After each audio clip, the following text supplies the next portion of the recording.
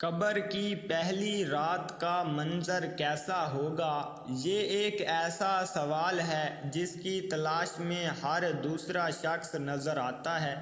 آج ہم اس سوال کا جواب آپ کے لیے اسلامی نقطۂ نظر سے لے کر حاضر ہوئے ہیں۔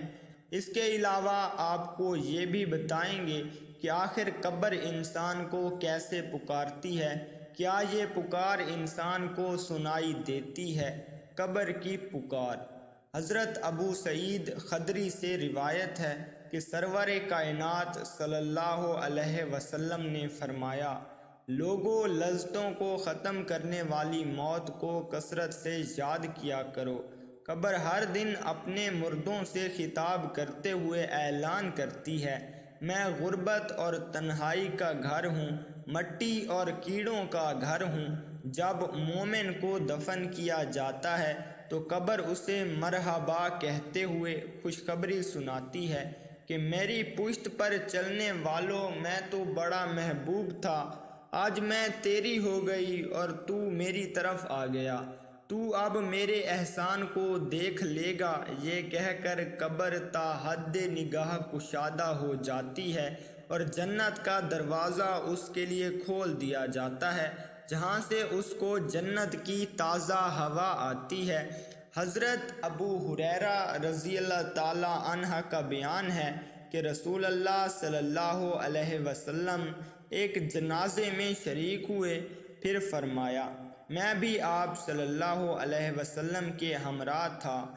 آپ صلی اللہ علیہ وسلم ایک قبر کے پاس بیٹھ گئے اور فرمایا، یہ قبر ہر دن بآواز بلند کہتی ہے، اے آدم کی اولاد، تو کیوں مجھے بھول گیا؟ کیا تجھے یہ معلوم نہیں کہ میں تنہائی کا گھر، غربت کا گھر، وحشت کا گھر، کیڑوں اور مکوڑوں کا گھر ہوں؟ میں بہت تنگ گھر ہوں، مگر اللہ جس کے لیے کشادگی کا حکم فرمائے گا اس کے لیے کشادہ ہو جاؤں گی۔ اس کے بعد آپ صلی اللہ علیہ وسلم نے فرمایا، اے قبر، تو یا تو جنت کا چمن ہے یا پھر آگ کا ایک تنور۔ حضرت ابو حجاج رضی اللہ تعالی عنہ سے روایت ہے کہ رحمت عالم صلی اللہ علیہ وسلم نے فرمایا، مردہ جب قبر میں رکھا جاتا ہے تو قبر اس کو کہتی ہے، اے ابن آدم، تو ہلاک ہوا، تجھے کس چیز نے مجھ سے دھوکے میں رکھا؟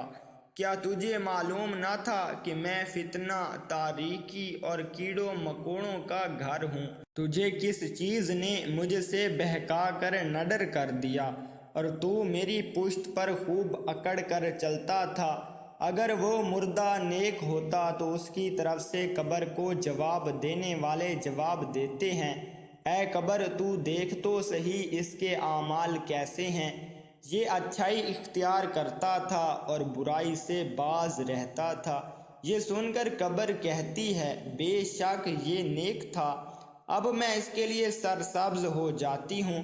مردے کا جسم اس وقت منور ہو جاتا ہے اور اس کی روح اللہ تعالیٰ کی طرف بھیج دی جاتی ہے۔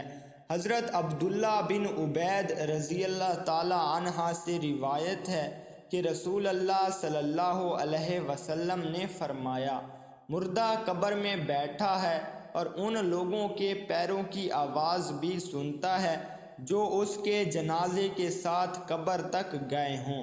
مردے سے اس کی قبر کہتی ہے، اے ابن آدم، تیری ہلاکت ہو، تو نے میری تنگی، بدبو اور کیڑے مکوڑوں کا خوف نہیں کیا، اس لیے تو نے ان چیزوں سے بچنے کے لیے تیاری نہ کی۔